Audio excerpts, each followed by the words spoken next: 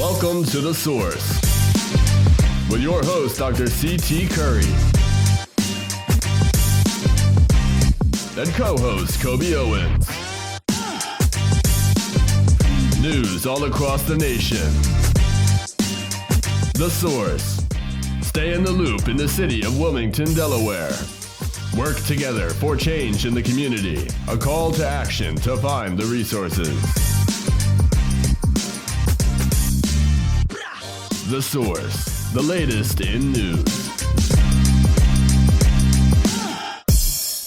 Good evening. This is Dr. Curry. This is Coby Owens. And welcome to The Source. Coby, it is such a joy to have you back. I know we're going to talk about that DNC convention because there was so many exciting things going on. But today, let's just get started with the top of the news that we have for you. There is no shootings reported, as well as no murders that we can really bring any information on. So we're glad to report that to the community. We are in this heightened season, Coby, and this is the headliner for our show today. We are in this heightened season of politics, of running for office. I saw something that I really want to make sure that the community get and understand. Delaware Attorney General office, it's demanding that the Lieutenant Governor's office give a report, the monitoring report for the $250 million of opioid funds that was released to the state and then released out to people.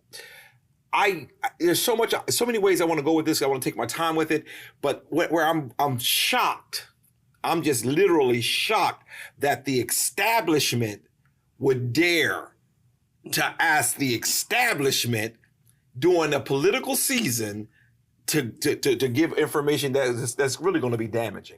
Yeah, so one, let's break it down a little bit. So there was a lawsuit against a major pharmaceutical, or opiate pharmaceutical company that Delaware was a part of. We won, and then we was awarded $250 million, right? $250 million. And what Delaware did here, they set up a prescription opioid settlement distribution commission, right, that had community members, elected officials to kind of oversee how that money was going to get redistributed back to the community to really help with our opiate crisis. One of the things that they did with that is the Attorney General who led the fight to get the money for us is a co-chair. It is run out of the Lieutenant Governor's office. So the Lieutenant Governor is the other co-chair.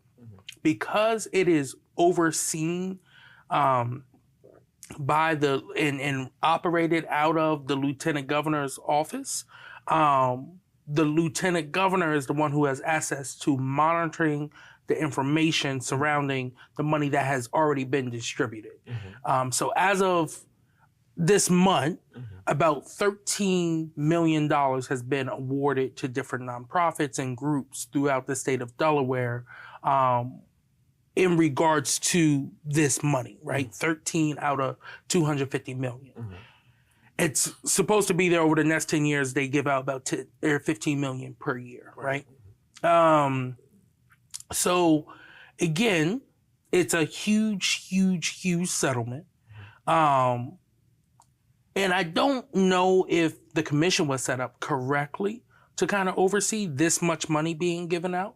But now the Attorney General has sent a letter to the state solicitor asking to see all those reports.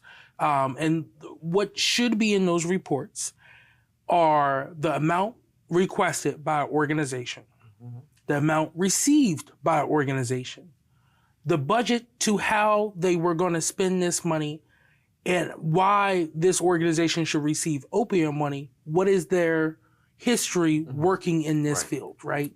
So one of the biggest areas that the opioid crisis has hit is actually in Sussex. And, you know, some people, when I say that, they think, oh, you know, it's one of the farm areas or something like that.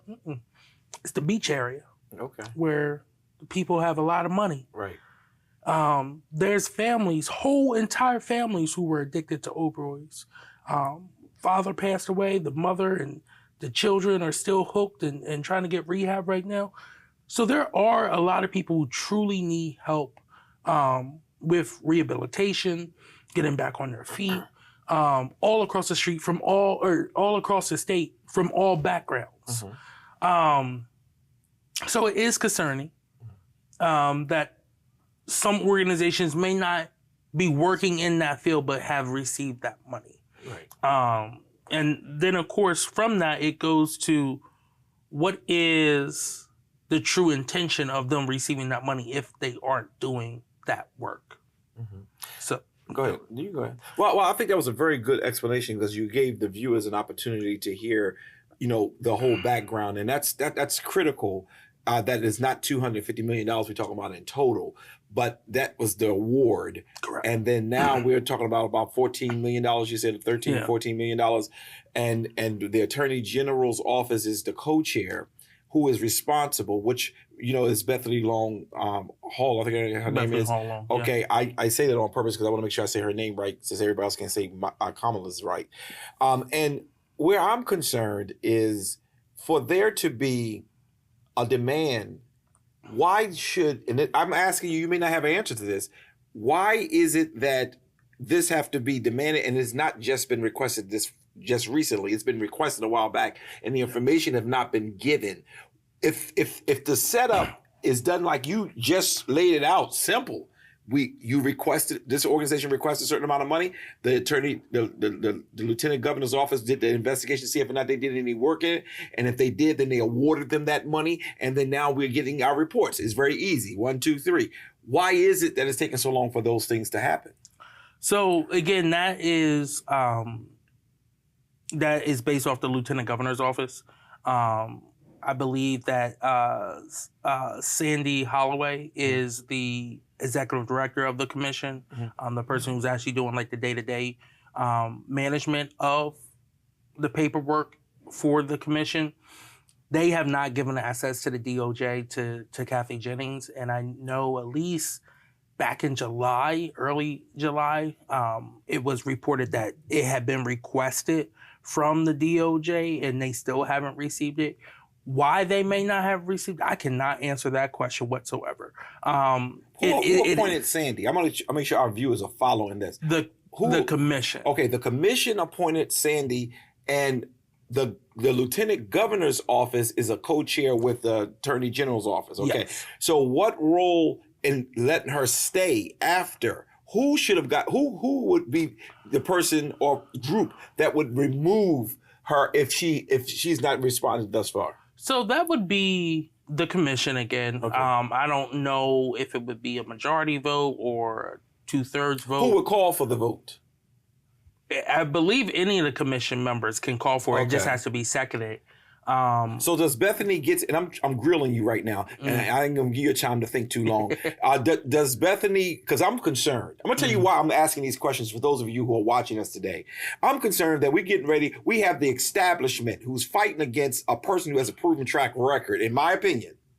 And the establishment have protected. I've seen the commercials. I mean, you can't help but hear commercial after commercial how she pulled herself up. She went to the University of Delaware. She taught at the University of Delaware. She got a doctorate degree. All of this stuff, but yet the administrative part of it, I'm concerned about, and that's where I am today. At what point does she say, you know what, we need to have an accountability system in? She's ready to take over the governorship. She wants to take over the governorship. I'm coming back at you and I'm saying, how come, why didn't, help me understand who should have said, you know what, whoever's in charge right now need to be fired and we need to put a new system in. So I'll say that Sandy Holloway is very good at what she does. She's worked in other state jobs that I've worked with her on. At the end of the day, it's the co-chair who has the power, right? That's the real boss to say, all right, go ahead, grant access. Holloway just does the back-to-back. That can't right? be true. That can't be true. You know, tell you why it can't be true? Because they're trying to couch it. The News Journal, the WDEL, they're trying to couch it like both the Attorney General and the lieutenant governor is requesting information. No. So it's the attorney general who's requesting the information. Yes. And it's because it's housed in the lieutenant governor's office. Right. The lieutenant governor has a little more power over who gets access and stuff like that. So the lieutenant governor's office, the lieutenant governor has the final say on, all right, go ahead, give access here. Don't give access there, or what goes out. The commission can come together and vote to change. But I will say this. After the attorney general came out and said, hey, let's put a pause on giving out awards right now while we do an investigation on these grants, back when it was just one organization they was investigating, which is Cold Purple down in Dover, that does work with a homeless population. I don't know the full extent of what they do, but I do know they're the ones during the wintertime that bring in the homeless. So I could see how they may work with an individual who has an opioid issue. They were under investigation. So when that happened, the commission came together, and in a almost unanimous vote, they decided not to listen to the AG, who showed up to the meeting, said, hey, I said this in a letter. I don't think we should award any more grants. Was outvoted, and she was left on the island by herself. And the rest of the commission went on and voted to give out more money at that very same meeting. All right. So is it a public meeting? Yes, it is. So we can go back and see who are the yays and the nays in that situation. Yep. And that's something we want to try to look into. So if it's housed in the lieutenant governor's office, how come the lieutenant governor has not said release it? That is on the lieutenant governor. There was a article, well, there was a debate going on with lieutenant governor as well as the county executives running for governor, Matt Myers, and he accused very directly, and I played the clip on our show. He accused that the money, even in the New Castle County area, was just given out to friends and people that could help her win. That was a big, heavy accusation. And when we begin to look into it, people are like, let me leave this alone. Let me not deal with this.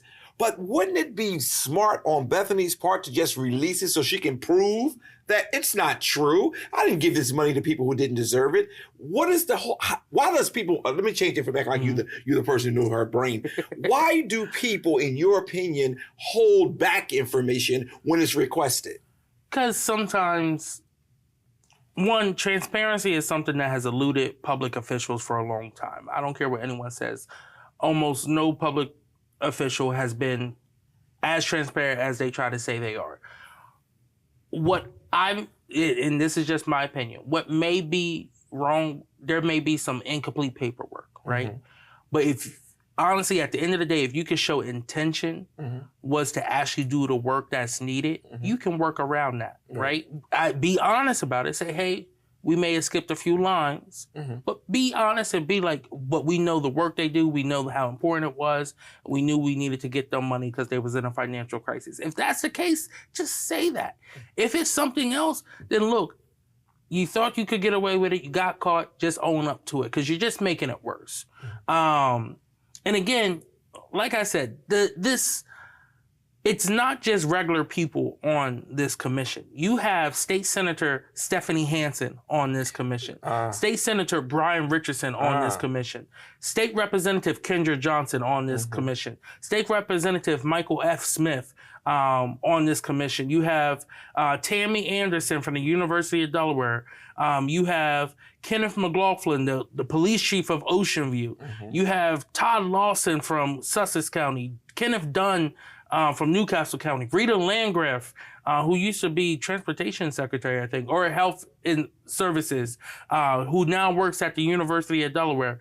Lynn Morrison from Brandywine Counseling and Community Services. So again, it's not just anybody on this commission, right?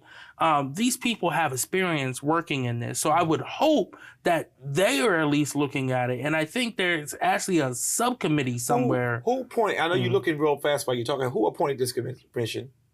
The governor.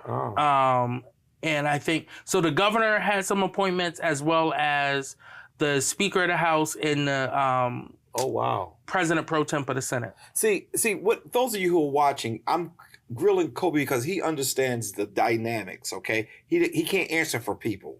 I don't want to put him in that predicament. I'm more concerned about the process. I watched even our governor, who I'm trying to stay neutral in this mayoral race, okay? But he has to be careful because he has endorsed a candidate who was flawed before now. There's always been questions and challenges regarding misappropriation of funds. How is it, to those of you who are watching us today, I guess this is my camera right here. How is it, for those of you who are watching us today, that we can continue to allow the establishment to continue to do the damage to the community in the way that they are doing it, and we let them get away with it? I don't care. You heard our Coffee with Curry on earlier today. I do not care about whether the establishment is something or not. It doesn't matter to me. You cannot allow the establishment to continue to allow people to do literal crimes and get away with it. I like Governor Carney. I like Velda Potter. I like Stephanie Long, Bethany. I keep calling her Stephanie, but Bethany. I like these people, but it's not even about my like for them. It's about holding people accountable. And that's what's important. Without the yelling, the screaming, the anger, we must hold people accountable. And right now, he has to be careful. He's running for mayor for the city of Wilmington. But look at the alignment. I'm watching now. You kind of agreed to something that there are other people who gave appointments as well. But everybody who's been appointed seems to be solid. You know, they got some background in opioid, experience in that area. So it seems like the appointments are fine, but the accountability is not there. That's on the administrative side. The office that this grant have been assigned to is the Attorney General's office. There's only really two things the Attorney General do with this grant being there, and that is to deal with our pardons and there's some other things they made, some other small things, but to deal with this. Why isn't this handled better if she's going to become the governor of our state? Why, and these are all questions I'm just saying in general, why isn't the governor saying, you know what, I can't endorse you? Because to endorse you with all of this political inappropriate behavior, even if it's not all true, until we clean this up, I don't want my name attached to that. Right. Somebody answered that question for me this week, and I was shocked when they answered it. They said the question was, why did the governor endorse her knowing that she had all this stuff hanging over her?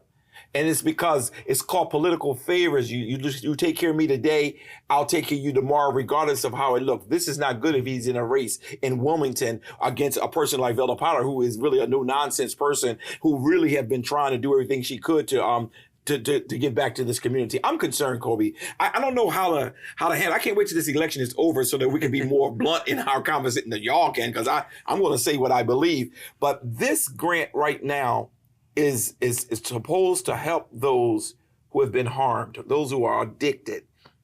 Giving the money out, not holding anyone accountable, is the good old boys club. Now it's the good old boys and girls club, because we can't just say it's the guys now. It's the women. In her case, I thought there was a very interesting but there was a very interesting advertisement on CNN. I was looking at it and it shocked me. I don't even know the name of the company, but we are trying to get that advertisement so I can share it, where it said, it gave a commercial on Bethany Long, and it talked about stuffing the money. And I don't know if you even saw it. I don't know which newscast you look. It was really a good commercial. It was funny. It was more funny. Like, no, you can't, just stuff all the money in your pocket and walk away. You got to be held accountable. And I thought that was a very good commercial. But what I'm hoping for, and I'm watching very carefully, is that people hold people accountable. Yeah. If Matt has got dirt and things, and before I even said that I was publicly going to endorse him or support him, I wanted to know, he's been very good to Newcastle County. He's been very good to South Bridge community. But is there clouds over him that's really damaging? And right now, for some of these people who have been endorsed by the system, I said that to Matt on we had him on the Coffee with Curry today as well, and I shared with him that, hey, you're fighting against the institution. But he's won before against the institution. Right. And I'm hoping, based on the polling, he may just win again. But we have to stop embracing these people. And the people who are supporting this, you're just perpetrating the same crimes that they are perpetrating. You were going to say something, I had cut you off. Do you remember what it was? It's been so long ago. No, I forget now. You forget now? Okay. But I will kind of like let it go and just simply say that, this whole Attorney General office demanding the monitoring reports, she kind of sent a signal, but when they overruled her and told her that, we're going to continue to give out this money, that something wasn't going right. The Lieutenant Governor's office had an obligation. And I know this is not popular conversation that I'm having, but she had an obligation to effectively monitor those who were in the administrative part of this and did not do it. At some point, Wilmington, at some point, Newcastle County, we have to stop embracing people because they've come up the political ladder, because the favorites. People don't really care. We talk a whole lot about Donald Trump. We say, oh, Donald Trump is this, and Donald Trump is just using people, and he doesn't really have know what it is to be middle class, and he's been rich his whole life. But let's take a moment and look at the circumstance that we're in. Isn't it not the same thing going on with some of our political leaders right here in Delaware? Because a person didn't come up a certain system or didn't support certain people, the establishment. And it is one question, Coby, I need to ask you, because you are part of the Democratic Party. According to her advertisement, y'all have endorsed her? There was an endorsement vote. It was How could that unanimous. It was not unanimous. But I will also say she was the only one who reached out to members of the executive committee to ask them for support for that endorsement. That is unacceptable. That is unacceptable. And you can go back, and in fact, if I can come and give my own comments. First of all, there's three candidates running for governor. You don't endorse any of them until after the primary is over. So I've been very transparent about my stance on this. I do not think the party should have endorsed in any of the primaries. They did the whole slate. Unacceptable. From U.S. Senate all the way down to insurance commissioner, only the statewide. The party, we have 2 months after the September primary to bring everyone together. And when you get involved with a primary, it creates division. Yes. Yes. And it makes it harder for, if your person wins, that's good. If your person loses, then now you have to try to go get the other side to bring them together and try to build a unified front for at least 2 months, right? Again, and I was just talking about this earlier, unity within the Democratic Party is very interesting and an interesting word to use because it's a big tent party. So you have people from all different types of backgrounds. You have progressives to conservatives who are still Democrats. So it's hard already, right, to get people to agree on something. So again, when you get involved with primaries, it sometimes hurts, right? The last time the party got involved in a Democratic primary for governor, they endorsed John Carney in he lost. 2008, and he lost. Yes, he did. To Jack Markell. Yes, who, I remember that. Again, went on to be a 2-term governor for us, and now the ambassador to the Holy City. And I'm going to say this to you right quick, and you didn't say this, I said this, Pastor Curry said this. They did it in 2008, and I was going to bring that up if you didn't bring it up. They did it in 2008, and they should have learned from that. They did not. Jack Markell won, and not only did he win that term, but he won the second round, and they did it again, and now in 2024, and their candidate is going to probably lose, and they're going to have to bite dust once again. Unacceptable. How do we come together as Democratic Party? One of the things that Sinead often talked about is that it's just too much friction. But this is what draws into friction. They should just left it alone. Now you got people like me who's concerned because I'm not supporting Bethany. I cannot support her with all of the illegal things hanging over her. No, nothing is proven at this point. But hey, my mother always told me, where there's smoke, there's fire. So I'm concerned about that. I know we're running out of time, but this is I paid for the show, so I'm not worrying about it.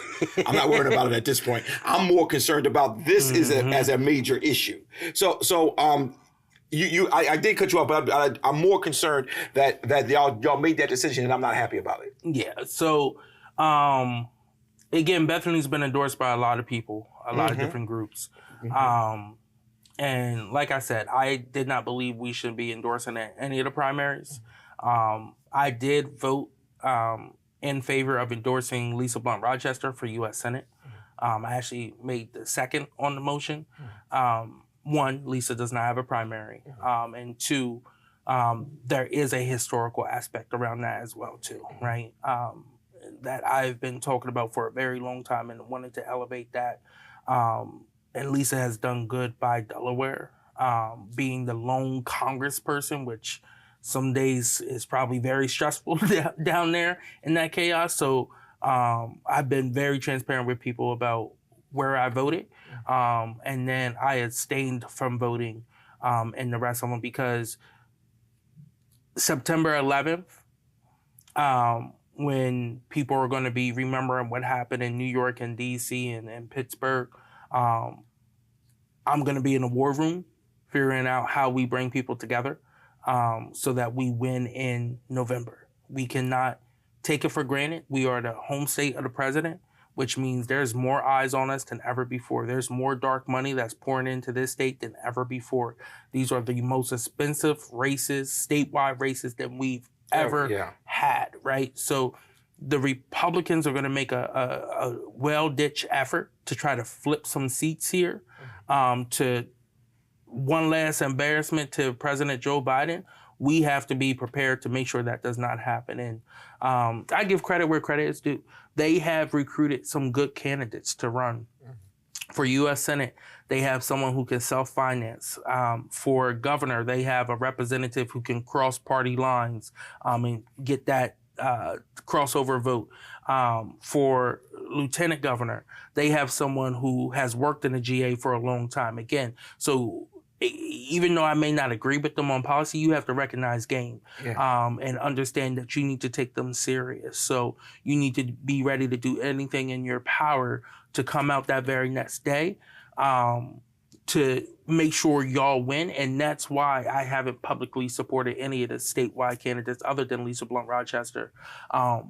Not saying I don't have an opinion, because, I do. I could talk to y'all for days about my opinions on these races. Right.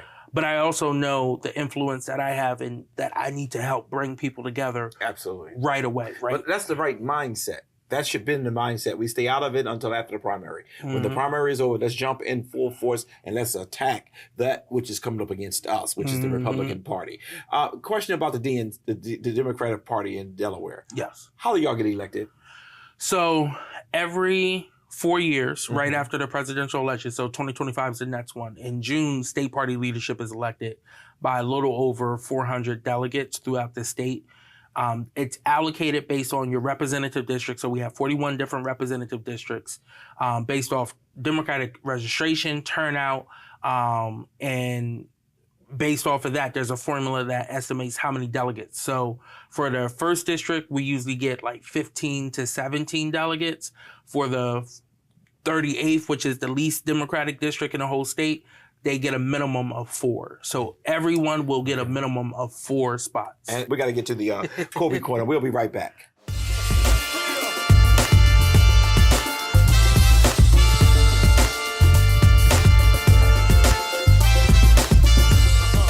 And we're back. I'm sorry.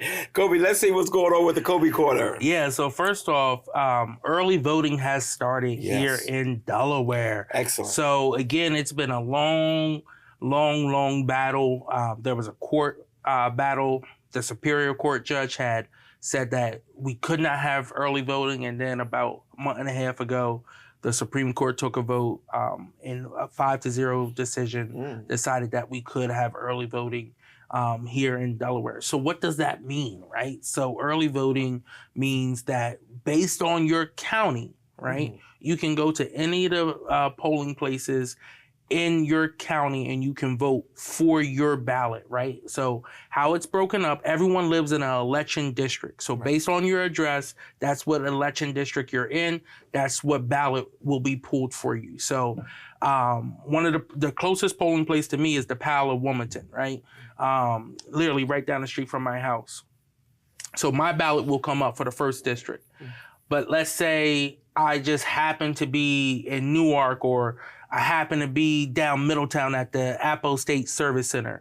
I could go vote there and they would still pull up my ballot, right? And please, before you go any further, please make sure those of you who are watching us that you understand, as long as you're in Newcastle County, is when I'm doing a summary of what Coby is sharing. As long as you're in Newcastle County, while you're doing early voting, Correct. which is all the way up until the 8th, I believe it is. I can't remember exactly the date, that Friday.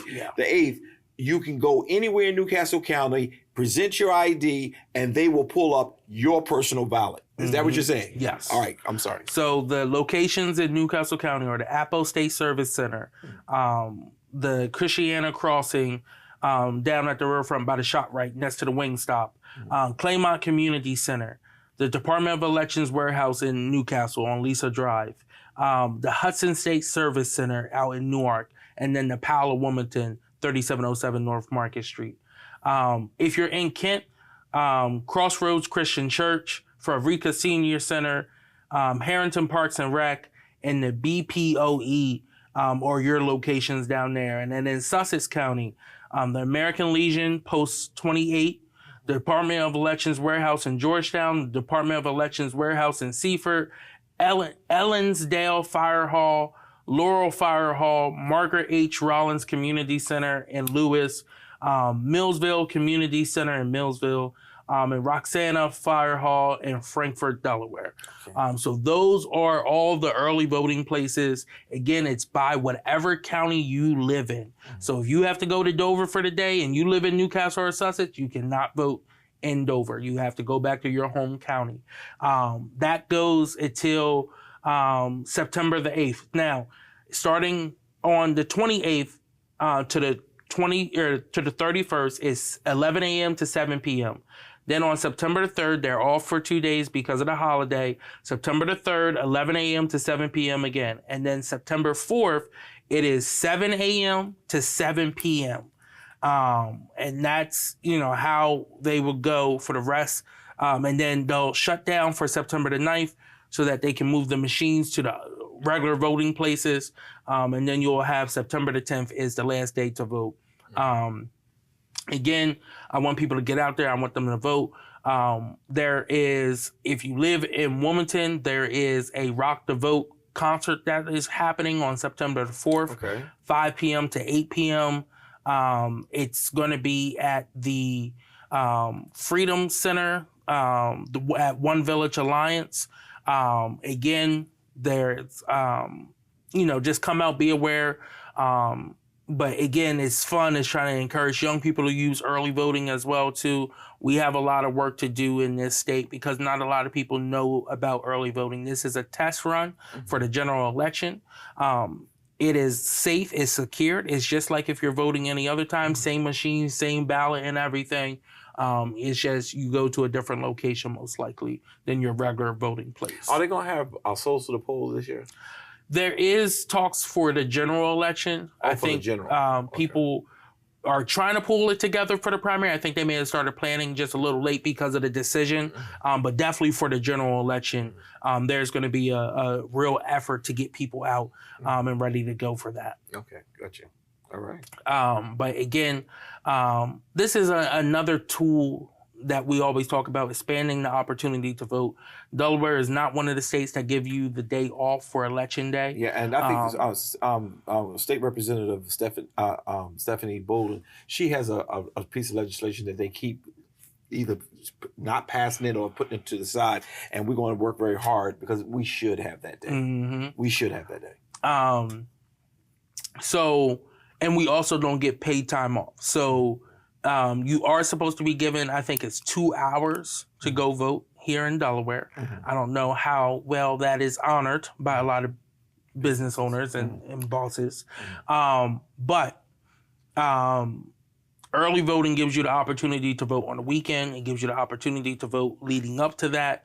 And it's late night as well, too. So hopefully the lines aren't as long for that. If you know you won't be able to vote, or if you're out of town and you didn't get an absentee vote or ballot, you can go and go ahead and early vote before you go on vacation.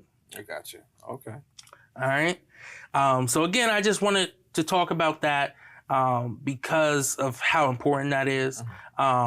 It's always good. I had someone stop me the other day during the first day of early voting and said, I have been seeing all your signs and I got your lit. I was so happy to vote for you. And my daughter voted for you as well, too. She had just turned 18. So it was her first time voting. And she told her mom, we got to vote for this young guy. So I was super excited about that. That warms my heart when I hear stories like that. Yeah.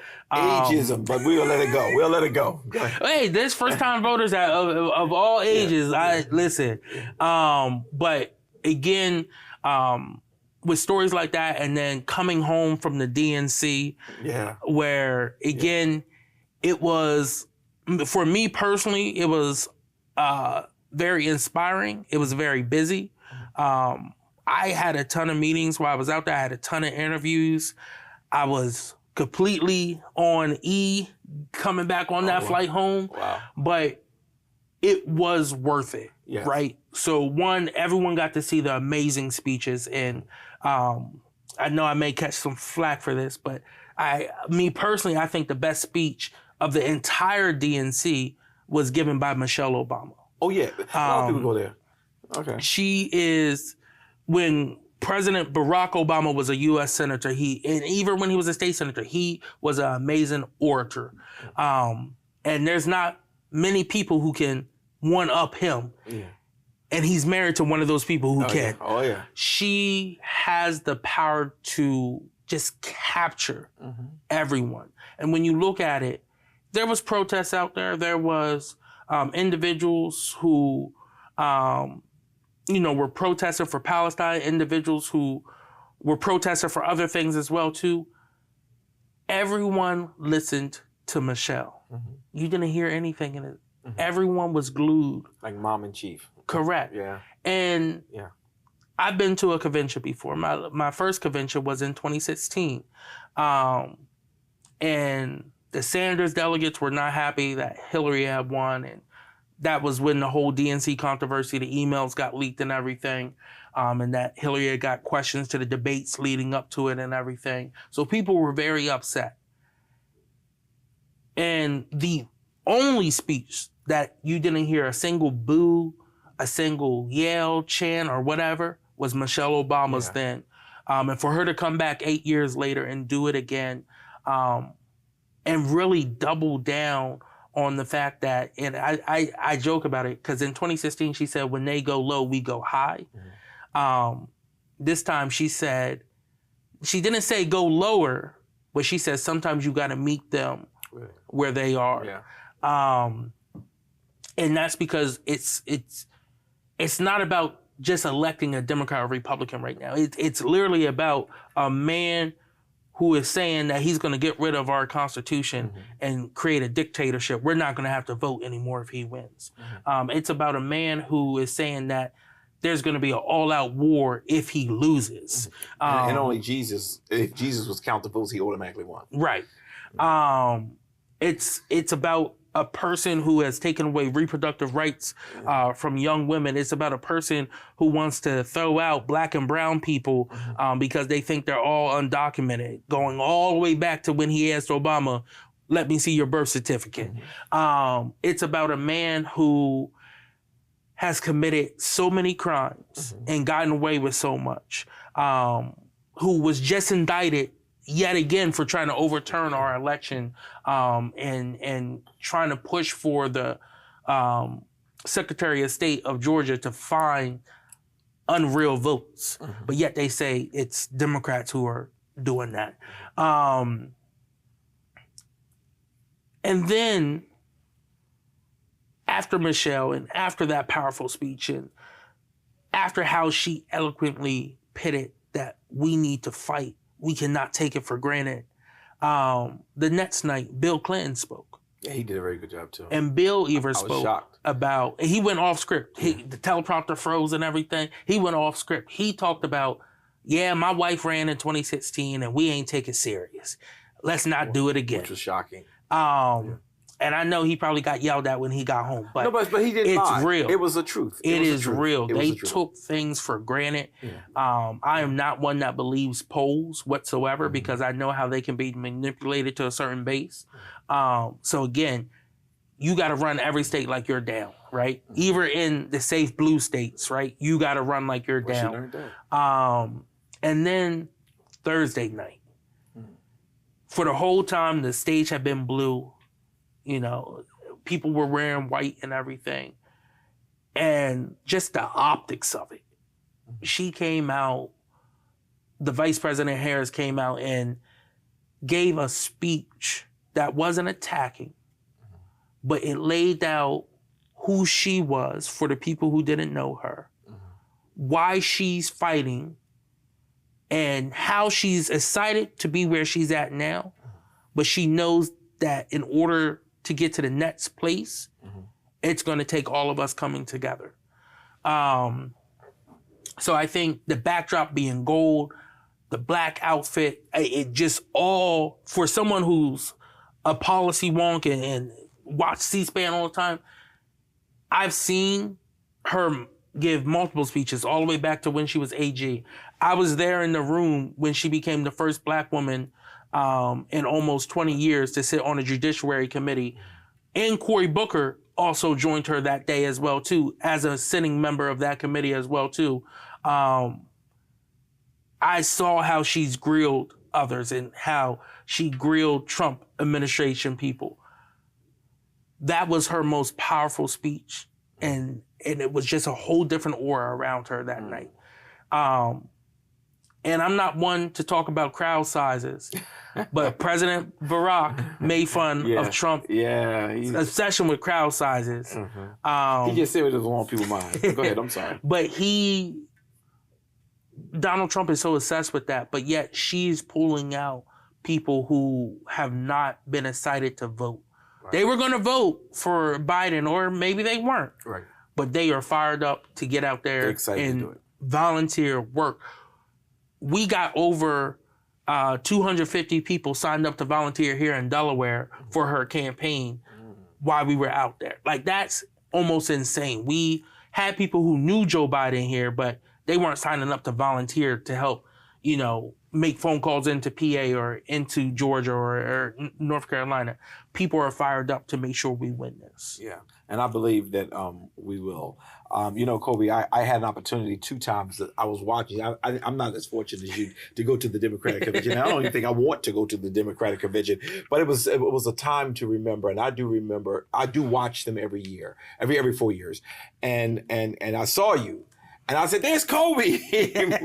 And you was there standing next to somebody, but you were talking. I said, there you go talking. He needs to be paying attention to the cameras, making sure they can see where you are. But I was glad to see you there, and I was glad to see that you represented well. And then they talked about the younger people who are now starting to get engaged. And all I kept thinking about is you and how they attacked you when you tried to run for city council the first time. The police leadership, they tried to attack you. But I'm hoping and trusting that this fire will catch, and that it will catch strong. We're going to take a quick commercial break, and when we come back, we're going to just talk a little bit about the state of politics, and then we're going to call it a day. We'll be right back.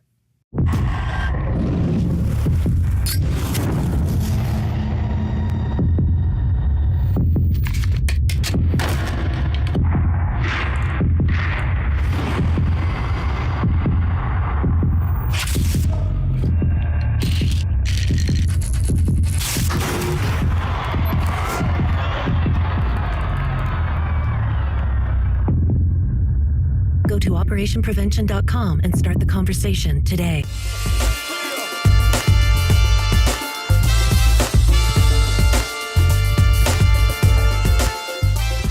And we're back. Well, I just want to do a little bit of state of politics, what's going on. We are in this hype season for elections, And some things I just want the viewers to know your vote is going to definitely matter because everything is going to be won by a small margin. I want to start on the national level first, given that, Delaware is a blue state, but the United States of America has two people running. You got Donald Trump and you have Kamala Harris, and the other gentleman, the Kennedy guy, he decided to go out and embrace Trump. Do you think that's going to have an effect on Trump doing better in his polling?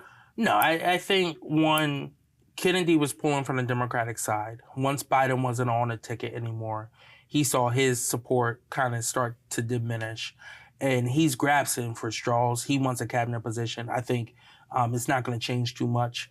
And it probably helps Harris even more. I think she'll go ahead and pick up a lot of those votes of people who were a little upset with Biden beforehand. Yeah. Now, do you think that I see now North Carolina, Georgia is now into play? Do you think that legitimately it is into play for real? I think that Georgia, Arizona, and North Carolina in that order are in play. Georgia, they have been putting in the work down there like you would not believe it, and now they're finally getting the investment that they deserve. Arizona has been getting that investment, but again, it's still, they've had a lot of turnover with their state party there. North Carolina, one of my best friends on the DNC and ASDC, which is the state party chairs and vice chairs, Anderson Clayton, she's the youngest state party chair. I'm the youngest vice chair. She is doing her thing down there. I don't know if she's had enough time to really do what she needed to because she's only been in for about a year and a half. But she has changed that party complete 180. If it doesn't flip this go round, it will flip in 2028. We will hold the governorship, I think, this year. But we will also flip a Senate seat in 2026. Sounds good to me. But now we get down to the governor's race. You got Bethany and you have Matt.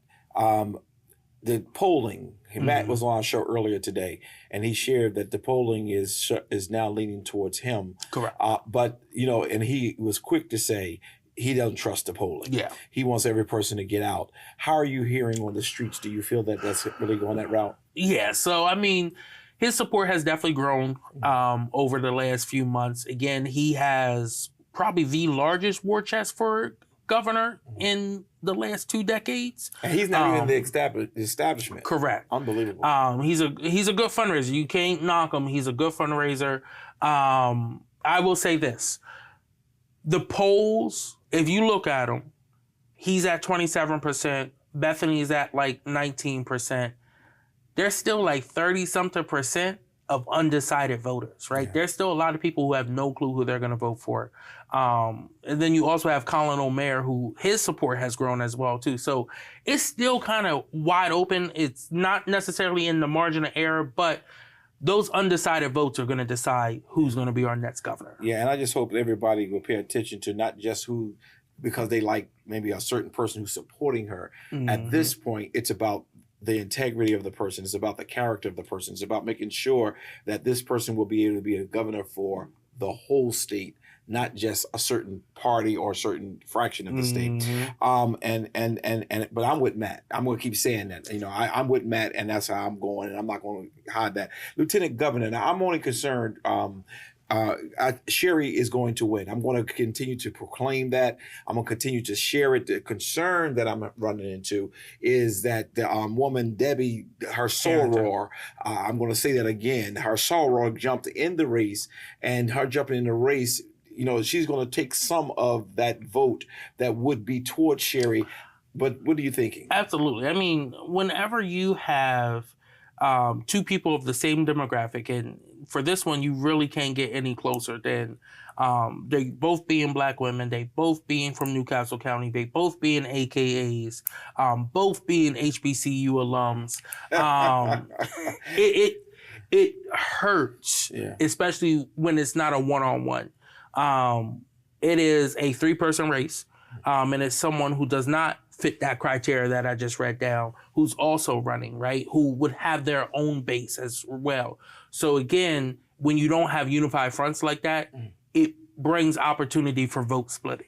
Did they do any polling on that race? No, I don't think there's been any polls. Polling in the state of Delaware for a quality poll that I still wouldn't trust. But for a quality poll, it's about $30,000 to $45,000.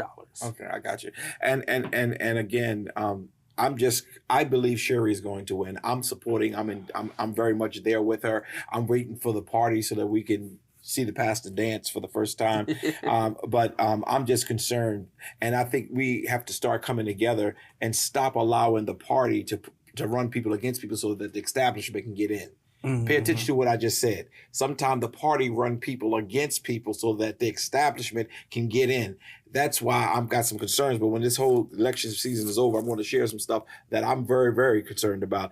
Let's run down to one more before I go to the city of Wilmington. I am concerned that there's a person who's running for House against Stephanie Bolden. Yes. I'm concerned about that. Now, I'm going to have her on my show next week. Mm-hmm. And Stephanie has been a friend to a lot of people, and especially in her district. She ran against the odds, too. She ran against establishment and won.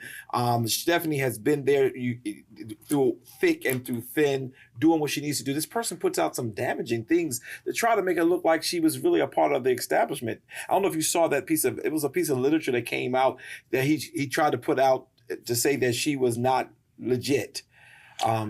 So, one, you don't become the longest serving African-American woman in the state of Delaware by not being legit. Yeah.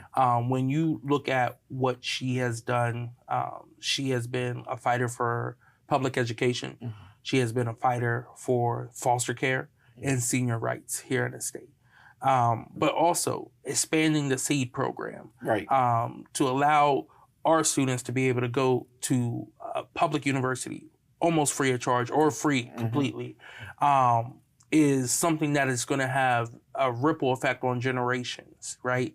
It eliminates that barrier that we have. When you look at her work when it comes to trying to expand voting rights here in the state of Delaware, that is huge. When you look at her work on the Joint Finance Committee and bringing those dollars not only to the city of Wilmington, but to communities all across Delaware, especially minority communities that have now received more money than ever. Mm-hmm. That is what you call impact. That's what you call real. Can I stop you there for a second? Because I want to say, for those of you who are watching, you got some representatives who are on that finance. I did see something. I had requested some funds off that finance, and certainly Stephanie have been a very good friend. I was promised stuff, but there are people, I don't care if they look like us, they just will not help this community to the level that they perpetrate they will unless you're a part of their pocket. So are you talking about the bond committee, capital funds? Capital funds, yeah. Yeah, so that's the bond committee. Oh. Stephanie actually never got to serve on that. She went from the joint legislative oversight to JFC. Yeah.